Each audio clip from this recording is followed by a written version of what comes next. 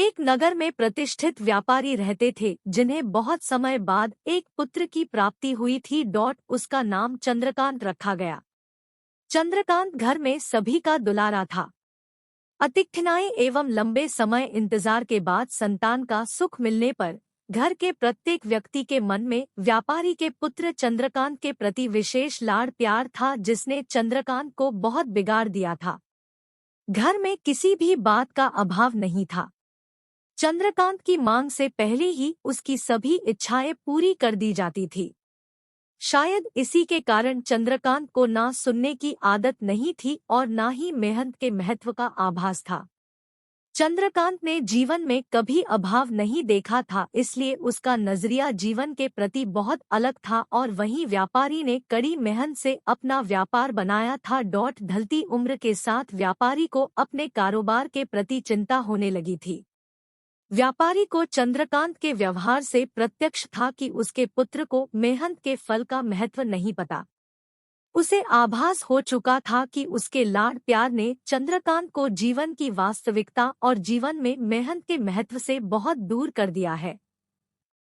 गहन चिंतन के बाद व्यापारी ने निश्चय किया कि वो चंद्रकांत को मेहनत के फल का महत्व स्वयं सिखाएगा, चाहे उसके लिए उसे कठोर ही क्यों न बनना पड़े। मेहनत का फल का महत्व।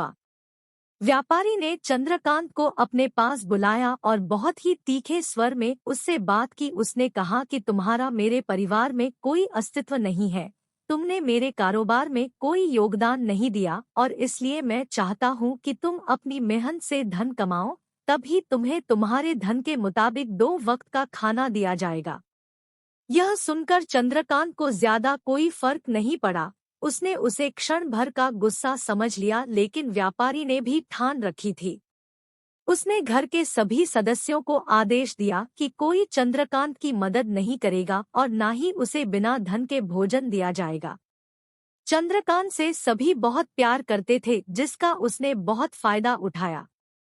वो रोज किसी न किसी के पास जाकर धन मांग लाता और अपने पिता को दे देता, और व्यापारी उसे उन पैसों को कुएं में फेंकने का बोलता, जिसे चंद्रकांत बिना किसी अड़चन के फेंक आता और उसे रोज भोजन मिल जाता।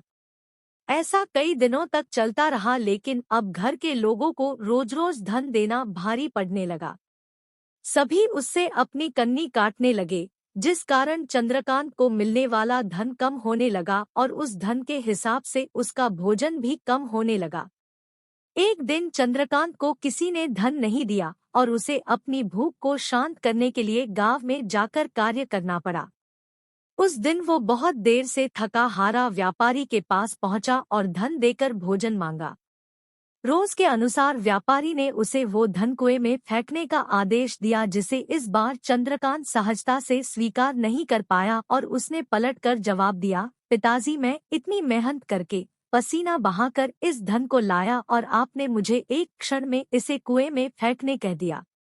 यह सुनकर व्यापारी समझ गया कि आज चंद्रकांत को मेहनत के फल का महत्व समझ आ गया है। व्यापारी भली भांति जानता था कि उसके परिवार वाले चंद्रकांत की मदद कर रहे हैं, तभी चंद्रकांत इतनी आसानी से धन कुएं में डाल आता था। लेकिन उसे पता था एक न एक दिन सभी परिवारजन चंद्रकांत से कन्नी काट लेंगे। उस दिन चंद्रकांत के पास कोई विकल्प शेष नहीं होगा। व्यापारी ने चंद्रकांत को गले लगा लिया और अपना सारा कारोबार उसे सौंप दिया। शिक्षा। आज के समय में उच्च वर्ग के परिवारों की संतानों को मेहनत के फल का महत्व पता नहीं होता और ऐसे में यह दायित्व उनके माता पिता का होता है कि वो अपने बच्चों को जीवन की वास्तविकता से अवगत कराएं।